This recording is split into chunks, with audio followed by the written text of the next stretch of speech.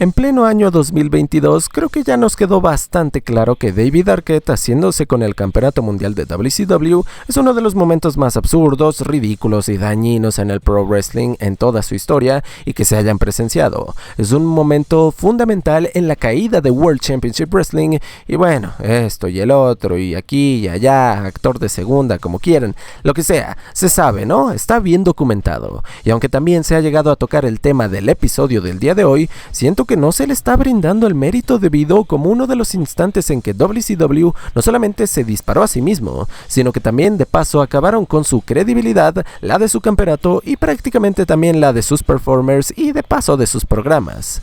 Vince Russo fue lo suficientemente idiota como para buquear a un actor no tan reconocido como campeón mundial, pero también fue lo suficientemente cínico, descarado y estúpido como para soltarse él mismo la correa del mundo, dejándonos ver que lo que él siempre quiso fue solamente el estelarismo para su persona y no el bienestar de una compañía que desgraciadamente para ellos recurrieron a él como última esperanza creativa en su momento más desesperado.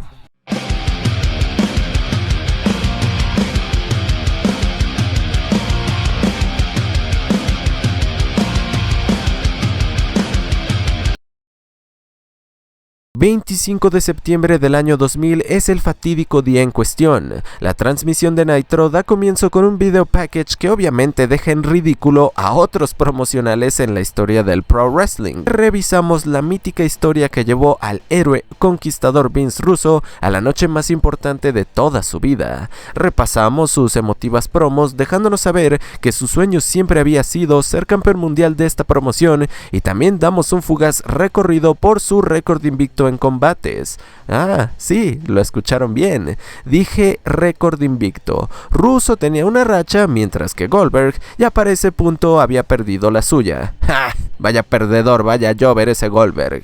Así que esa velada en su tierra natal, la Gran Manzana, Nueva York, Vince Russo buscaría la gloria retando a Booker T por el título mundial de WCW dentro de una jaula de acero. Pero esta no era cualquier jaula de acero, de una vez les voy advirtiendo, y ya vamos a hablar más al respecto adelante en el video.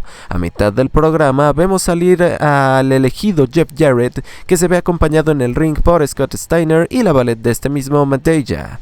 Double J asegura que todos los estúpidos neoyorquinos presentes en Long Island estarían siendo testigos de la historia cuando Vince Russo alzara el WCW title sobre sus hombros.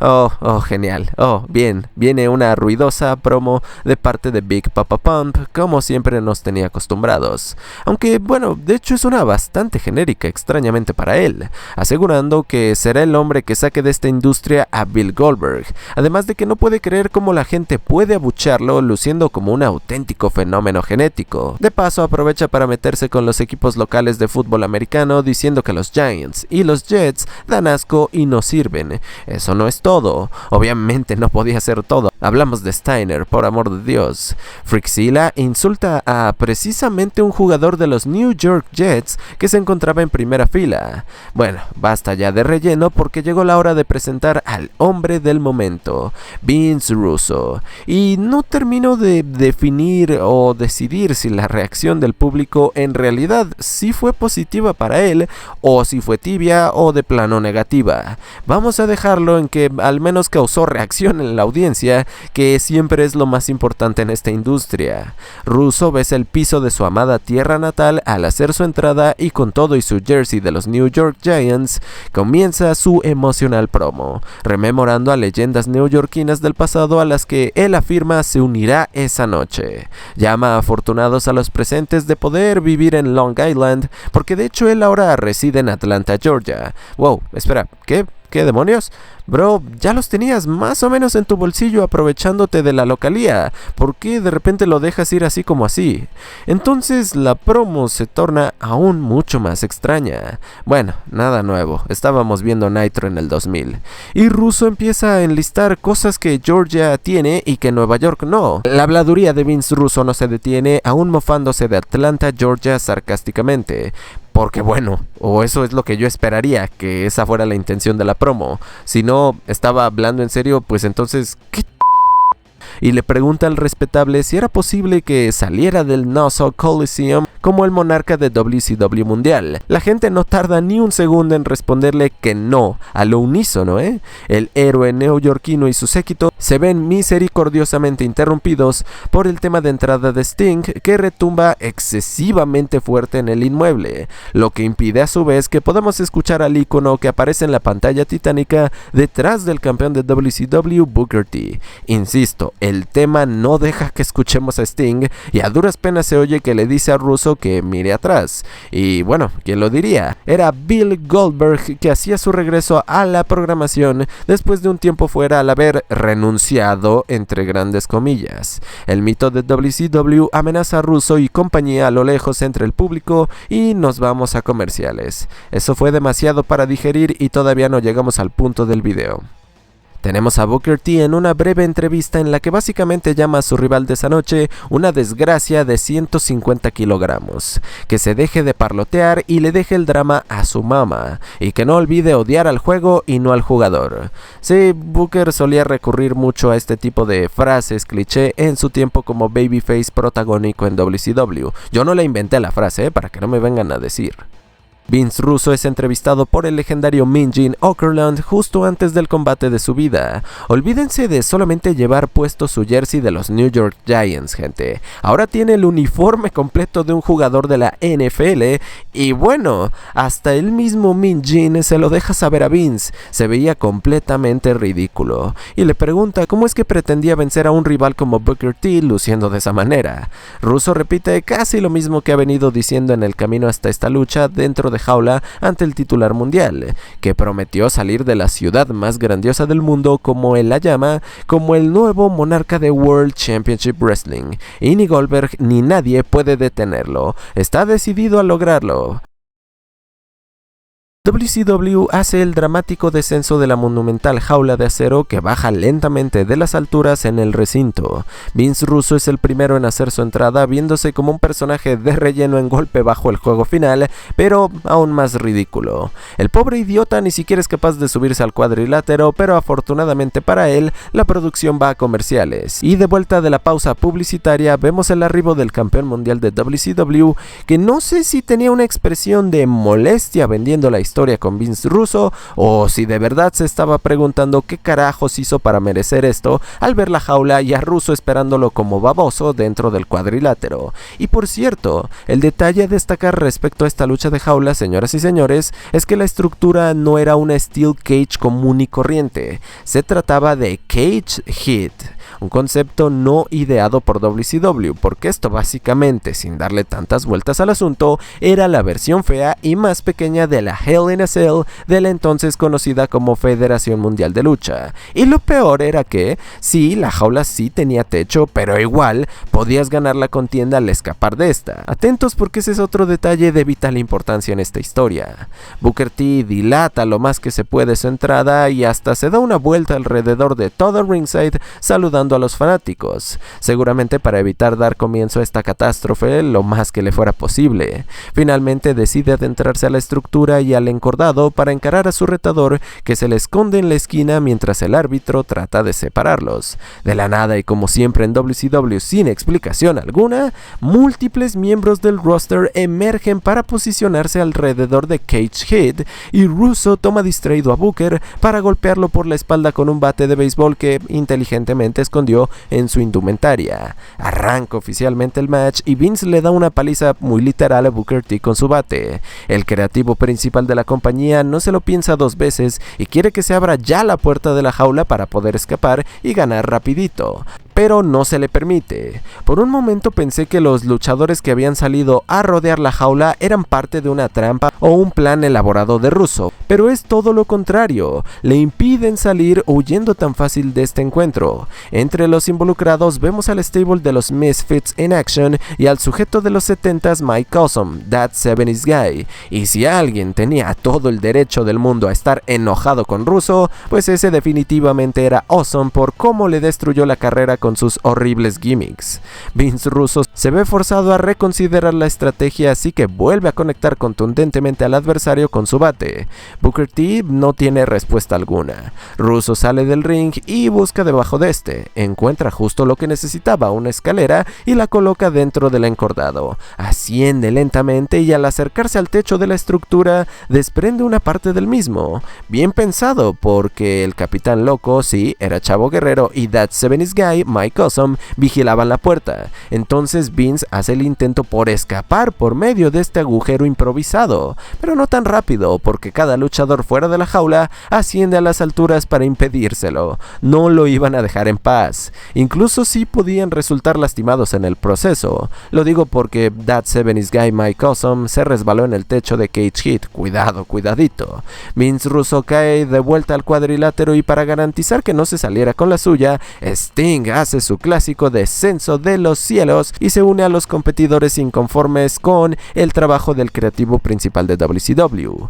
Por fin es Booker T quien domina la situación y no sé cómo, pero Russo creo que era un peor performer que Eric Bischoff, gente. Al menos Bischoff tenía cierto background en artes marciales mixtas y lo demostraba en sus también terribles combates. Pero Russo aún así era peor que un costal de patatas. Booker intenta aplicar un azotón contra la lona y apenas si le es posible. El selling de nuestro protagonista del video es comedia en su máxima expresión, hay que decirlo. Ahora en una nueva edición de Momentos Sublimes de World Championship Wrestling, el público comienza a corear Russo en el recinto, ¿sí? Tal y como lo escucharon, y de la nada las cosas se ponen en modo John Cena, ya que hay un sector que al mismo tiempo grita Russo sucks, Russo no sirve. ¿Quién lo habría pensado, Durante los siguientes minutos esto no es nada más que una trifulca, una paliza. Pues sí, al menos divertida y disfrutable, esto tengo que admitirlo, de parte del campeón sobre su contendiente número 1. Al menos hasta que súbitamente alguien aparece de entre el público y salta a la barricada en ringside. Se trataba de Lex Luger, que simplemente se encarga de asistir a Russo con un tubo de metal dejándoselo atorado en la pared de la jaula. Y ya, eso es todo. El Total Package simplemente desaparece del lugar, sin explicación alguna otra vez.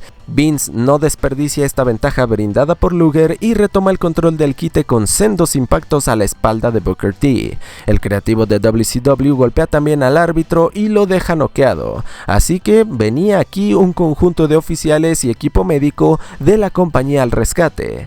Con el reducido espacio entre el cuadrilátero y la jaula, esto se convierte en un aún más grande revoltijo del que ya era. De repente nos damos cuenta de que un miembro del equipo de médicos trata de acercarse a Russo y sujetarlo, pero en dicho intento se cae de cara en un momento que, no les voy a mentir, me terminó partiendo de la risa, porque a estas alturas pues no queda nada más que reír. Se trataba de Ric Flair, damas y caballeros, enemigo mortal de Vince Russo. El Nature Boy golpea a Russo en el rostro y lo mete al cuadrilátero para golpearlo debajo del cinturón con un pisotón e intenta aplicarle la figura 4, pero el inútil de Vince Russo ni siquiera eso puede hacer y arruina la maniobra en cuestión de un segundo más o menos. El legendario Nate no tiene tiempo para estas estupideces y le deja el trabajo a Booker. El titular mundial conecta al contrincante con su remate Scissors Kick y hace el genial Speedy Rudy. Quiere asegurarse de que Vince Russo haya aprendido la lección, así que lo levanta con dificultad y lo conecta con una patada cruzada directo a la cara. Booker se hace con un micrófono y una vez más le recuerda a su oponente no odiar al jugador, sino odiar al juego. Por cierto, mientras todo esto se desenvolvía dentro de Cage Hit, afuera el stable de jóvenes prospectos conocidos como Natural Born Thrillers se une al caos para causar, adivinaron, más caos. La gigantesca riña entre individuos pro y anti-ruso se desata y todos van saliendo de la escena poco a poco, regresando al backstage. Booker T ya tuvo suficiente de tonterías y está decidido a salir de la jaula para ganar el encuentro y retener su WCW Championship, pero se queda pasmado frente a la puerta en cuanto escucha sonar el tema de Bill Goldberg. La cámara le hace un acercamiento a Booker y podemos verlo clarísimo diciendo "What the fuck?". Un buen resumen de este combate, de hecho, gracias Booker. El mito de WCW saluda como buen pana, como buen amigo a Booker y le pide permiso porque le llegaba su turno de atacar atacar al héroe neoyorquino. No tenemos tiempo para prestar atención a esto, gente, claro que no. Aún quedaban interferencias en este match. Scott Steiner no le iba a quedar mal a Russo y ataca al campeón, pero el Big Bad Booty Daddy no hace demasiado, ya que se lleva una patada directo a la cabeza con todo y con la puerta de Cage Hit incluida. Vince Russo logró huir de Goldberg y lo vemos aproximándose poco a poco a Booker T. Goldberg no dejó de medirlo durante todo este tiempo y aquí es donde ocurre la desgracia, la tragedia. El mito de World Championship Wrestling aplica una spear devastadora brutal a Vince Russo que lo hace atravesar la jaula, rompiendo así la pared.